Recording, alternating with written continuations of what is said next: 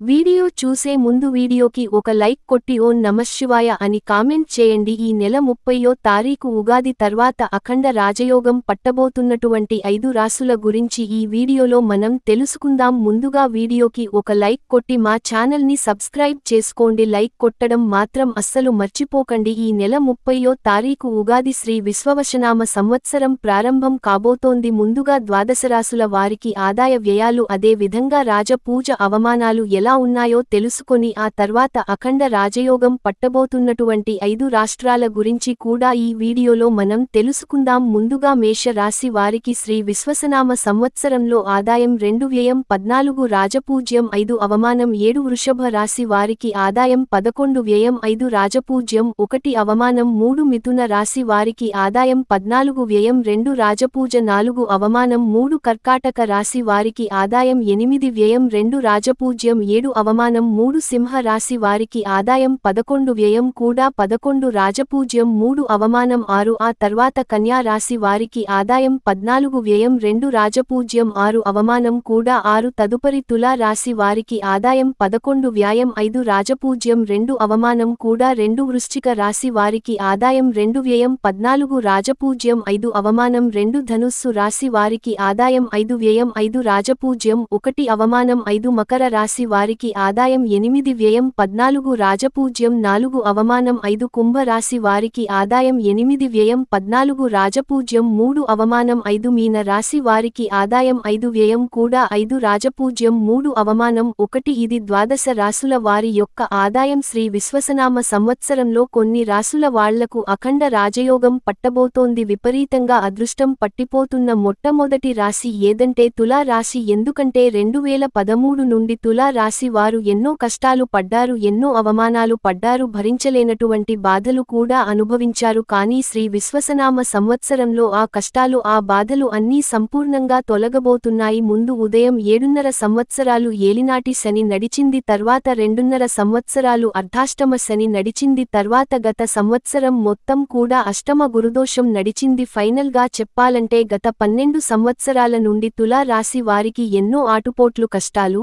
నష్టాలు విపరీతంగా సంభవించాయి. ఇంతవరకు పడినటువంటి కష్టాలన్నీ సంపూర్ణంగా తొలగిపోయి శ్రీ విశ్వసనామ సంవత్సరంలో విపరీతమైనటువంటి అదృష్టం వరించిపోతుంది. ఈ తులా రాశి వారిని శ్రీ విశ్వసనామ సంవత్సరంలో శనీశ్వరుడు 6వ స్థానంలో సంచరించబోతున్నాడు. అంటే అనారోగ్య సమస్యలన్నీ కూడా సంపూర్ణంగా తొలగిపోతాయి, శత్రుబాధలు తొలగిపోతాయి, కోర్టు కేసులు అయినా కూడా ఉంటే వాటి నుండి విముక్తి కలుగుతుంది. నీ శత్రువులందరూ కూడా మీకు మిత్రులుగా మారబోతున్నారు. అంతేకాదు ఎన్ని అబ్బులు ఉన్న అప్పులన్నీ కూడా తీరిపోయి మీరు సంతోషంగా కాలం గడపబోయేటువంటి సమయం ఆసన్నమవుతోంది. రోగరుణ శత్రుభాగాలన్నీ తీరిపోయి మీ కష్టానికంటే కూడా ఎక్కువ ఫలితం మీకు లభించబోతోంది. అంటే 3 పూల 6 కాయలుగా మీ జీవితం గడపబోతున్నారు. అదృష్టాన్ని అంతా కూడా శనీశ్వరుడు ప్రసాదిస్తాడు. అదేవిధంగా తులా రాశి వారికి ఇంకొక గొప్ప అదృష్టమేంటంటే గురు బలం అధికంగా ఉండబోతోంది. అదే విధంగా భాగ్యస్థానంలో గురువు సంచరించబోతున్నాడు. అంటే మే 15 తర్వాత గురువు భాగ్యస్థానంలో సంచరిస్తాడు. కాబట్టి మీకు తిరుగుండదు. భాగ్యస్థానంలో గురువు ఉంటే పూర్వ జన్మములో చేసుకున్నటువంటి కొన్ని ఫలితమంతా కూడా మీరు అనుభవిస్తారు. అంటే విపరీతంగా ధన లాభం కలగబోతుంది. అనేక మార్గాల్లో ధనము వస్తుంది. ఏ పని ప్రారంభించినా కూడా విజయం మీ సొంతమవుతుంది. జీవితంలో అంచెల అంచులుగా పైకి ఎదుగుతారు. అంతేకాదు కుటుంబంలో ఎటువంటి కష్టాలు ఉండవు. మీకు కుటుంబ సభ్యులందరూ కూడా మీకు సపోర్ట్ గా ఉంటారు. స్నేహితులందరూ కూడా మీకు సహాయం అందిస్తూ ఉంటారు. సమాజంలో మంచి కీర్తి ప్రతిష్టలు కూడా మీకు దక్కబోతోంది. అదేవిధంగా ఈ నెల అంటే మే 18 తర్వాత 11వ స్థానంలో కేతు గ్రహ సంచారం అనేది జరగబోతోంది. కేతు గ్రహం గనక అనుకూలిస్తే పుణ్యక్షేత్రాలు విపరీతంగా తిరుగుతారు, తీర్థయాత్రలు చేస్తారు, భగవద్ దర్శనాన్ని విపరీతంగా చేస్తారు. అంటే పుణ్యక్షేత్రాల సందర్శనము ఎక్కువగా ఉండబోతోంది మీకు. అంటే మీకు శని, గురువు, కేతువు ముగ్గురు కూడా విపరీతంగా అనుగ్రహించబోతున్నారు. అంటే శ్రీ విశ్వసనామ సంవత్సరంలో ఈ తులా రాశి వారికి దేవగురు అయినటువంటి బృహస్పతి, పాప గ్రహమైనటువంటి శనీశ్వరుడు, అదేవిధంగా పాప గ్రహమైనటువంటి కేతము విపరీతంగా అనుగ్రహించబోతున్నారు. ఏ పని ప్రారంభించినా ఆ పనిలో విజయం మీదే. అఖండ రాజయోగం పట్టుబోతుందని చెప్పవచ్చు. అదే విధంగా ఈ ఉగాది తరువాత శ్రీ విశ్వసనామ సంవత్సరంలో రాజయోగం పట్టబోతున్నటువంటి రెండవ రాశి ఏదంటే వృషభ రాశి. ఎందుకంటే 2.5 సంవత్సరం నుండి వృషభ రాశి వారు కంటక శనిదోషంతో విపరీతమైనటువంటి కష్టాలు ఇబ్బందులు అనుభవించారు. వృత్తిపరంగా అంటే చేసేటువంటి పనుల్లో విపరీతమైనటువంటి టెన్షన్లు పడుతూ విపరీతమైనటువంటి సమస్యలతో ఇబ్బందులు పడ్డారు. ఇంకా ఆ ఇబ్బందులు ఏవి కూడా ఉండవు. ఎందుకంటే వృషభ రాశి వారికి బ్రహ్మాండమైనటువంటి గురు బలం రాబోతోంది. గురువు విపరీతంగా అనుగ్రహించబోతున్నారు వృషభ రాశి వారిని. ఎందుకంటే ఉగాది నుండి 11వ స్థానంలో అంటే లాభస్థానంలో శనీశ్వరుడు సంచరించబోతున్నారు. కాబట్టి శనీశ్వరుడు లాభస్థానంలో 11 ఇంట్లో సంచరించబోతున్నాడు. కాబట్టి కష్టానికి తగినటువంటి ప్రతిఫలం అనేది లభిస్తుంది. ఏ పని ప్రారంభించినా కూడా ఆ పనిలో నష్టం అనేదే ఉండదు.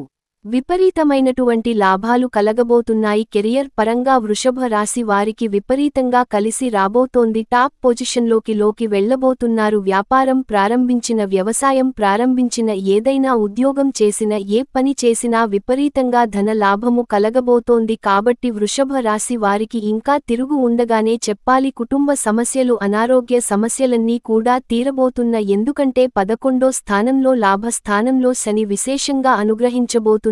అదేవిధంగా వృషభ రాశి వారికి 2వ స్థానంలో గురువు సంచరించబోతున్నాడు. ఇది ఎంతో అద్భుతమైనటువంటి ఫలాన్ని ఇస్తుంది. మే 15 తర్వాత గురువు 2వ స్థానంలో సంచరించబోతున్నాడు. కాబట్టి ఎంతో ధర లాభం అనేది కలుగుతుంది. అనేక రకాల్లో ధనాదాయం రావడానికి అవకాశాలుంటాయి.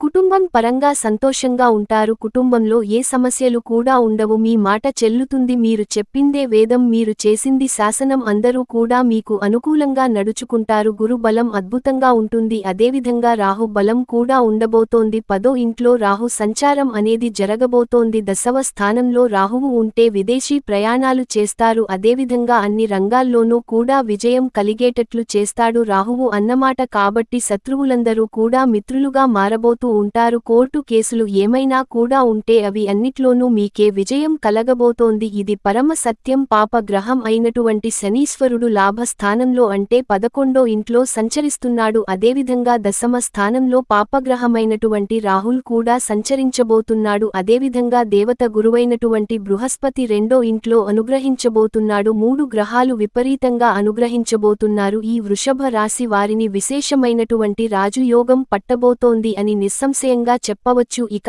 ఆ తర్వాత 3వ రాశి మకర రాశి. మకర రాశి వారికి కూడా చాలా అద్భుతంగా ఉండబోతోంది. ఎందుకంటే ఈ మకర రాశి వారికి రాహు కేతువుల బలమనేది లేకపోయినా కూడా 7.5 సంవత్సరాల నుండి శనీశ్వరుడు విపరీతంగా బాధలు పెడుతూ వస్తున్నాడు. ఈ మకర రాశి వారిని మొత్తం అన్ని కలుపుకొని 8 సంవత్సరాలుగా ఏలినాటి శని దోషంలో ఉన్నారు. ఈ మకర రాశి వారు శ్రీ విశ్వసనామ సంవత్సరం ప్రారంభం కాగానే ఈ దోషములన్నీ కూడా తొలగిపోయి వీరికి కూడా అద్భుతంగా రాజయోగం పట్టబోతోంది. విపరీతమైనటువంటి అఖండ రాజయోగం కాకపోయినా కూడా మీకు రిలీఫ్ అనమాట. ఈ శని దోషం తొలగిపోవడం ద్వారా మీకు సుఖశాంతులనేవి ఉంటాయి. కుటుంబంలో హాయిగా ఉంటారు. ఏ పని చేసుకున్నా కూడా విపరీతంగా ధనయోగం లేకపోయినా కూడా మీ కష్టానికి తగినటువంటి ఫలితం అనేది తప్పకుండా లభిస్తుంది.